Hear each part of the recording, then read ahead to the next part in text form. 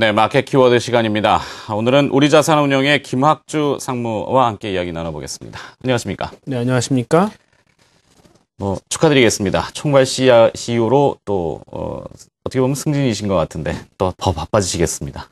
예, 늘상 하던 일이니까요. 네. 최선을 다해야죠. 예. 알겠습니다. 시장 영향력이 그만큼 커지셨는데, 네. 더 책임감을 많이 가지시고 자세히 또 분석을 해드리시려고 또 어려운 시간을 내주셨습니다. 먼저 첫 번째 여쭤볼 거는 유럽 정상회담이 열렸습니다. 시장의 기대감은 해결 실마리를 좀 찾는 줄 알았는데 또다시 어딘가에 막막하게 부딪히는 느낌을 받았습니다. 중국도 부양 의지는 밝혔습니다만 내용도 좀 불확실한 것 같고요. 글로벌 경기 침체가 조금 우려가 현실화되는 건가요? 어떻게 보십니까? 예, 유럽 같은 경우에는 정상회담이 끝난 다음에 좀 독일이 많은 걸 양보한 거 아니냐 이렇게 좀 기대를 모았습니다만 메르켈이 독일에 돌아간 이후에 지지도가 오히려 상승을 했습니다. 그 얘기는 그만큼 선방을 했다는 얘기죠. 그래서 그 증거를 어떻게 얻었냐면은 이 ECB 총재인 드라기가 유럽에서 이제 기준금리를 내렸지 않습니까? 그 이후에 더 이상은 기대하지 말라 그랬어요. 그냥 앞으로 이제 유로 국채 매입 같은 것도 없을 것이고 LTRO 같은 것도 없다. 그러니까 적극적인 양적 완화를 기대하지 말라고 이제 잘라 말했습니다. 그러니까 사실 이러기가 쉽지 않거든요. 그러니까 어느 정도의 이제 여운은 남겨두는 게 맞는데 너무 이제 야박하게 잘라버린 거죠. 사실 그 드라기 총재 같은 경우도 독일 편 아니겠습니까? 그러니까 원래는 ECB 총재를 독일 사람이나 이제 북유럽 사람이 해야 되는데 아무래도 남유럽을 끌어안아야 되니까 그 문제를 해결하기 위해서 이제 이런 남유럽 사람을 갖다 이제 추천한 거죠. 그러니까 독일이 민 사람이라고 볼 수 있겠습니다. 그래서 이제 이게 유럽의 문제가 좀 처리가 빠르지 않다 이렇게 볼 수 있겠고 중국은 재고 조정이 그렇게 빠르게 되지 않고 있습니다. 그러니까 화학이나 철강 재고가 그렇게 빠르게 줄지 않아요. 그리고 이 전력 사용 증가율 같은 경우도 이제 작년에는 한 12% 정도가 됐었는데 지금은 지금 현재까지 이어 투 데이트로 한 1.6% 정도밖에 안 됩니다. 그러니까 성장이 상당히 더딘 거죠. 그래서 지금 그동안 은행에서 대출을 받은 분들을 이렇게 보면은 주로 이제 국유기업이라든가 아니면 이 지방 정부 아니겠습니까? 근데 그분들이 완전 손을 놓고 있어요. 그래서 상당히 좀 경기는 안 좋다. 다만 최근에 특기할 만한 건 원자바우가 이제 이 고정자산 형성, 그러니까 부동산 개발에 언급을 하기 시작했습니다. 그러니까 북경에서 지금 실업이 증가하고 있다고 그러죠. 굉장히 급해진 상황이에요. 그래서 과연 미국이 양적 완화를 해서 돈을 풀고 그 돈이 일할 수 있는 그런 무대를 마련해 줄 것인가? 그렇다면 의미 있는 시간을 전 세계적으로 벌 수 있을 것 같은데 과연 그게 가능할까 하는 걸 한번 좀 기대해 볼 수 있겠는데 개인적인 생각은 잘 안 될 것 같습니다. 네. 역시 시장이 먹먹한 느낌을 주게 되는 것은 정치적인 꼬여있음 그리고 또 이 중국의 어떤 아직까지는 또 난제들 이런 것들이 존재를 하고 있다라는 이야기군요. 자, 이것이 바탕이 되는지 모르겠습니다만 외국인 투자자들이 국내 주식시장에서 여전히 매도를 하고 있고 지난 6월 22일 날은 코스피 선물에 대해서 대량의 매도가 나왔습니다. 그러면서 여러 가지 확대 해석들이 많던데요. 수출주 중심으로의 매도다 이렇게도 표현하던데 이 부분은 어떻게 보시는 겁니까? 그래서 오늘은 이제 삼성전자, 현대차가 좀 올라오고 있지만 그동안 굉장히 과매도가 됐었죠. 일단 지금 전 세계적으로 기업 실적들이 안 좋게 나오고 있지 않습니까? 그러니까 우려가 현실화되는 거죠. 그러니까 희망이 많이 사라진 상태입니다.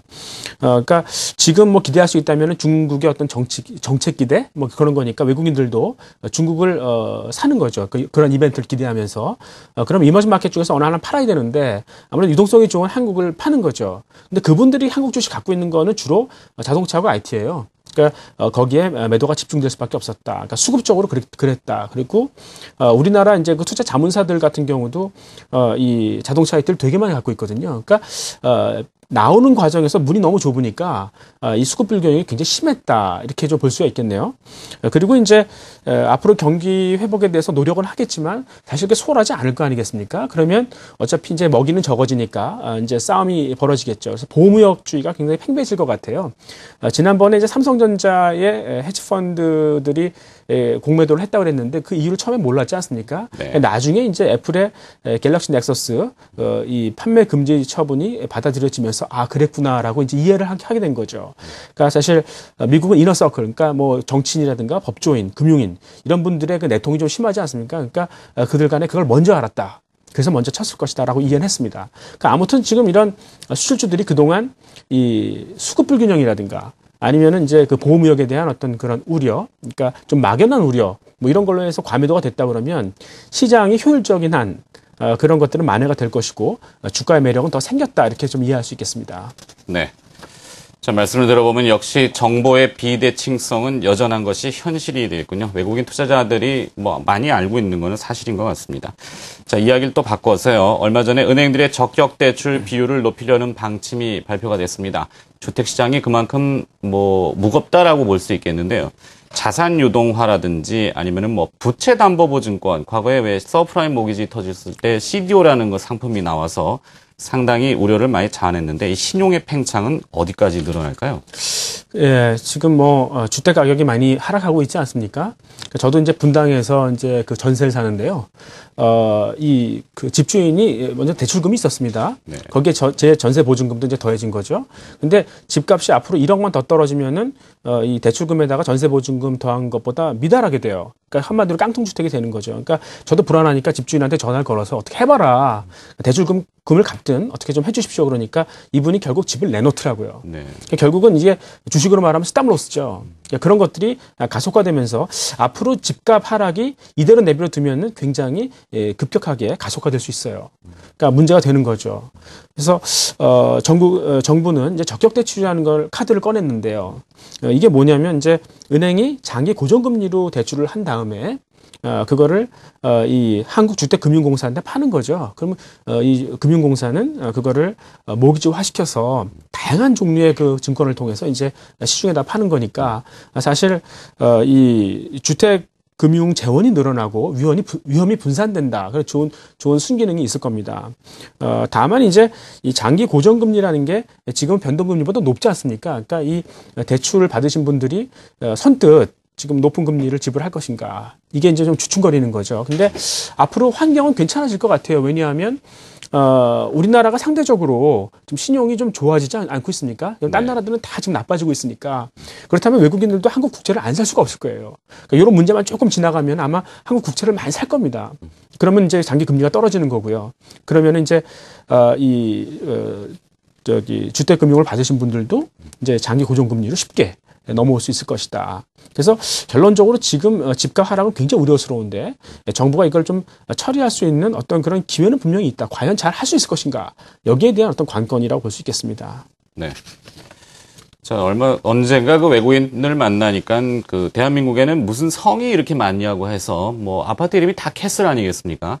네. 오래된 나라라는 건 알겠는데 그런 이야기도 하고 그다음에 전세제도에 대해서도 상당히 이야기를 많이 하더군요. 그 큰 금액을 뭘 믿고 집주인한테 맡기고 하느냐 이러는데 총체적으로 주택 시장은 뭔가가 좀 구조적으로 문제가 분명히 있는 것은 사실인 것 같습니다. 그렇다면 정부가 이러한 문제들을 해결할 수 있는 대책을 궁극적으로는 좀 마련하고 있을까요?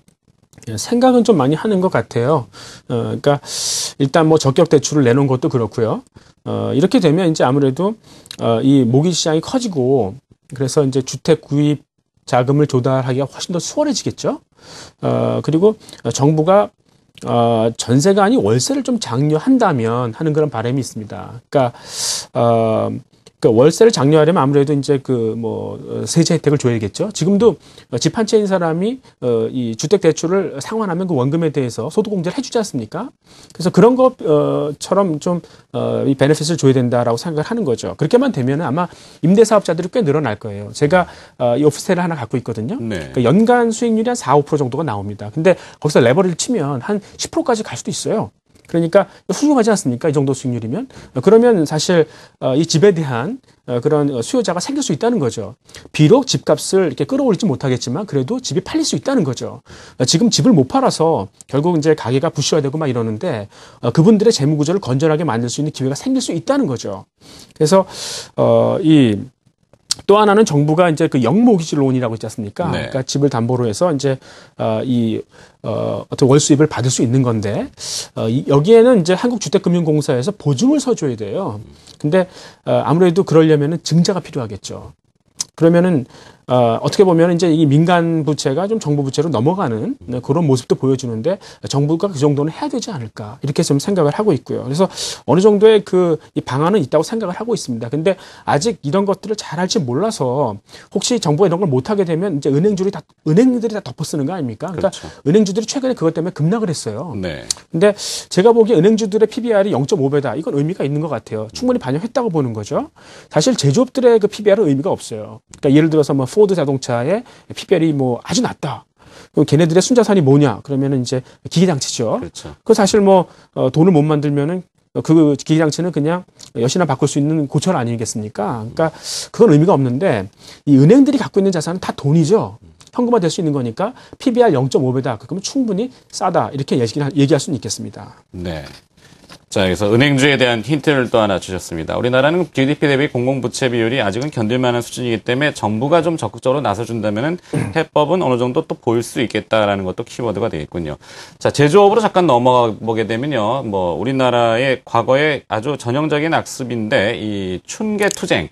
근데 파업을 굉장히 많이 하지 않았습니까? 물론 여러 가지 문제들이 있습니다만 이 기업 실적이 좋아지게 되면 임금 인상을 요구하게 되고 파업에 또 적극적일 수도 있겠는데 현대차가 3년 무분기에서 다시 파업을 하게 됐다고 이게 영향이 어느 정도 될까요? 그 만약에 현대차가 장기 파업으로 들어가서 나중에 특근을 하더라도 그 생산 손실분을 만회하지 못한다. 이거는 타격이 클 거예요. 사실 자동차 같은 장치 산업 같은 경우에는 이 가동률이 떨어지면 충격을 크게 받거든요. 그러니까 한 대를 못 판다. 그러면은 거기에 매출액 마이너스 변동비를 다 타격을 받게 돼요. 그걸 공원이익률이라고 그러거든요. 그래서 예를 들어서 이제 지금 전 세계적으로 현대차의 그 가동률이 100%거든요. 만약에 95%로 떨어진다. 5%포인트가 떨어진다. 그러면 공원이익률 30%를 곱한 걸 그냥 깨지는 거죠. 그러니까 1.5%포인트 영업이익률이 날아가는 거예요. 그러니까 과거에 현대차가 영업이익률 6, 7%에서 10% 이상으로 급격히 팍 올라온 가장 커다란 이유, 견인차 역할을 했던 이유가 이 가동률이 상승했던 거거든요. 근데 그게 거꾸로 돌아간다는 얘기죠. 그러니까 그러지 않기를 바라고 있는데 이 노조원들이 지금 불만을 갖고 있는 거는 우리가 뭐 연봉은 그동안 많이 올랐다. 그렇지만 회사의 순이익이라는 게 몇 년 전만 해도 2조 원대에서 지금은 8조 원 아니냐. 그만큼 연봉이 올랐는가. 이렇게 좀 얘기를 하는 것 같아요. 근데 사실 좀 더 받고 싶다. 그래서 강성노조로 교체를 했다. 뭐 이렇게 얘기를 하는 거죠. 근데 이 노조원들의 투쟁 의지는 사실 2005년을 정점으로 해서 꺾인 게 사실이에요. 왜냐하면 이분들은 나이가 많이 들었거든요. 그리고 이제 자녀들이 고등학생, 대학생 되니까 돈이 필요한 거죠. 그래서 투쟁보다는 복지에 많은 관심이 있어요. 그러니까 같은 울산의 현대중공업의 영향도 많이 받았겠죠. 예, 그래서 지금 그렇게 보면 그 회사가 이 노조를 달랠 수 있는 충분한 수단은 있을 것이다. 그래서 생산 손실을 막을 수 있다. 그 여지는 충분히 있다고 저는 보고 있습니다. 네. 자, 그럼 내용을 조금 더 좁혀서 이번에는 코스닥 관련된 이야기입니다. 오늘 코스닥이 장중에 변동이 상당히 컸고, 뭐, 오전에는 한때 3%가 넘는 급락세를 보였는데요. 내용은 딱히 특별한 건 없지만, 그동안 상승세를 이끌었던 화장품이라든지 게임, 또 일부 카지노 관련주들이 차익 실현 매물로 주가 변동이 컸다고 하는데, 이 카지노 관련주들 있지 않습니까? 특히 외국인 전용 카지노들. 주가가 나름대로 최근에 많이 상승했는데 사실 정서적으로 보면은 카지노라는 것이 좋지 않지만 기업 내용만 놓고 보면은 그 재고 자산이 없는 현금 박치기 장사 아니겠습니까? 상당히 현금 흐름이 좋은 기업인데 어떻게 보십니까? 카지노 관련주에 대해서는. 뭐 해외에서 온다 그러면 되게 좋은 거죠. 사실 그동안 우리나라 카지노 업체들이 성장을 해왔던 이유는 두 가지를 볼 수 있는데 첫 번째는 중국에서 도박을 하시는 분들이 많이 왔었고요. 또 하나는 이제 중국 정부가 마카오를 규제했어요. 그러니까 마카오로 가시는 분들이 주로 이제 그 중국 내 자산을 담보로 잡고 돈을 많이 빌려요. 그래서 훨씬 더 많은 금액을 갖고 가서 이제 베팅을 하기 때문에 중국 내 그 담보가 부실화되면은 한꺼번에 부실화되는 거 아니겠습니까? 사회 문제를 이야기할 수 있다는 거죠. 그래서 이 중국 정부가 이제 그 비자 발급을 좀 제한하고 그리고 이 외화 유출 한도도 좀 제한을 했었습니다. 그 반사이익을 우리가 좀 받았던 거죠. 근데 지금 한국 카지노에 대해서 우려하는 거는 두 가지인데 첫 번째는 중국인들은 계속 올 거다. 근데 그만큼 이제 그 이 카지노 시설을 탄력적으로 늘릴 수 있겠는가? 이게 사실 정부의 이 규제, 그러니까 허가를 받아야 되는 거 아니겠습니까? 그럴 수 없을 수 있다. 그러지 못할 수 있다는 거 하고요. 또 하나는 이제 한국의 카지노 업체들도 이제 중국 사람들한테 돈을 빌려줘서 이제 그 노름을 할 텐데 그게 만약에 똑같은 이유로 이제 중국 그 자산이 부실화돼서 그거를 다 카지노가 덮었을 수 있는 거 아니냐 이런 우려가 있었는데요. 제가 보기엔 그 두 가지 다 해당 사항은 없을 것 같아요. 왜냐하면 이 한국도 이제는 이제 뭐 제조업에서 서비스업으로 바꿔야 되지 않겠습니까? 사실 그런 상황에서 외국인 전용 카지노를 시설을 그렇게 정부가 규제할 필요는 없을 거라고 생각하고 있고요. 또 하나는 지금 뭐 마카오 원정 도박단 같은 경우는 워낙 그 저희가 그 이제 레버리지를 많이 일으켜서 이제 도박을 하지만 사실 한국에 오시는 분들은 꼭 그렇지는 않거든요. 그러니까 그렇게 하시는 분들은 굉장히 드물어요. 그래서 그렇게 이 카지노가 자산 부실화로 인해서 이제 그 덮었을 가능성은 거의 없다. 그래서 이 중국 사람들이 오는 것과 그로 인한 어떤 성장의 가장 핵심에 있다. 이 모멘텀이 여전히 살아 있다고 보고 있습니다. 네. 모멘텀이 살아있다. 네, 그 말씀을 또 끝으로 해주셨습니다. 역시 머리가 충만해지는 시간입니다. 마켓 키워드. 오늘도 우리자산운용의 김학주 상무가 수고를 해주셨습니다. 고맙습니다. 네, 고맙습니다.